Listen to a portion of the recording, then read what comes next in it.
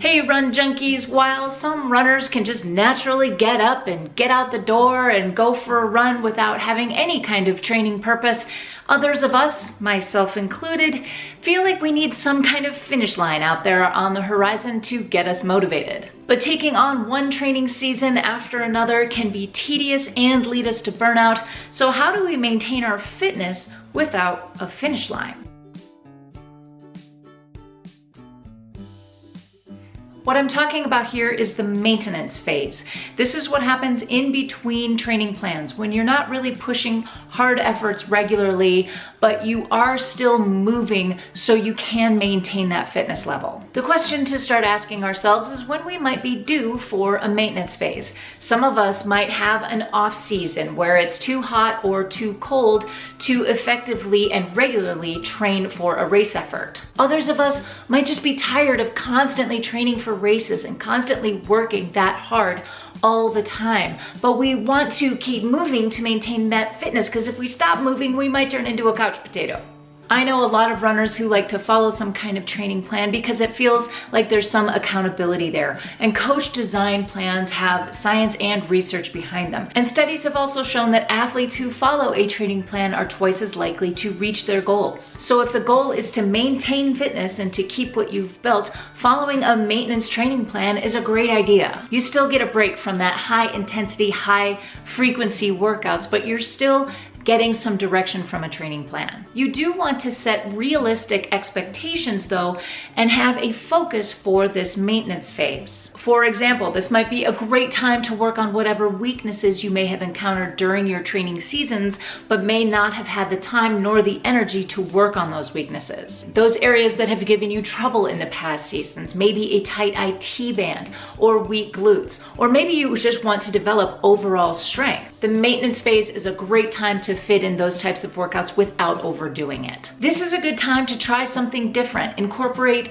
yoga or CrossFit or Pilates or swimming. We can only be excellent at one thing at a time, and when we are working so hard specifically toward a target race goal, we do start to let a few other things slide. So in light of whatever weaknesses you feel you need to work on, tailor that maintenance phase to try something new. But now we should probably ask this question: how much running and how often? Remember, this isn't time off. This is cutting back on high intensity, high frequency workouts in favor of consistent effort. I've left a link in the description below to an article that features one specific maintenance phase for an off-season athlete. And while that example might not fit your exact circumstances, it should give you an idea of how to design your own maintenance phase in between training plans. For example, to maintain running fitness, we want to keep running at least twice a week at minimum, but 3 to 4 days a week is typical. And one of those runs during the week might include some kind of tempo training, so a little bit faster just to maintain the speed that you've gained.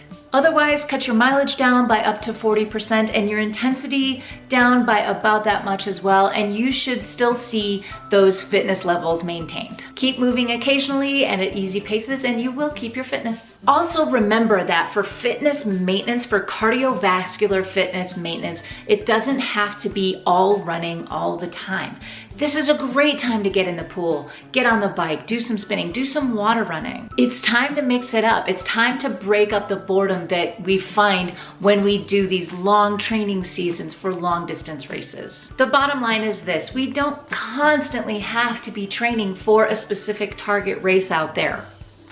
Really, you can still have a good training plan that keeps you working without working you too hard. My question for you today is this: how do you manage the time in between your training plans? Do you like to keep up your fitness, or do you feel lost without a finish line? Please leave thoughts, questions, comments, and suggestions in the comment section down below. And as always, give me a thumbs up if you like this video. Once again, I am going live on Thursday at noon, so please leave questions and tune in on Thursday. I'll probably do a little breakdown of the amazing Boston Marathon, but please leave your questions and tune in. If you want to know more about why training plans are built the way they are, click on this video right here. And if you want to know more about how a recovery week looks, go ahead and check out this video right here. That is it for me today, you guys. Thanks so much for watching.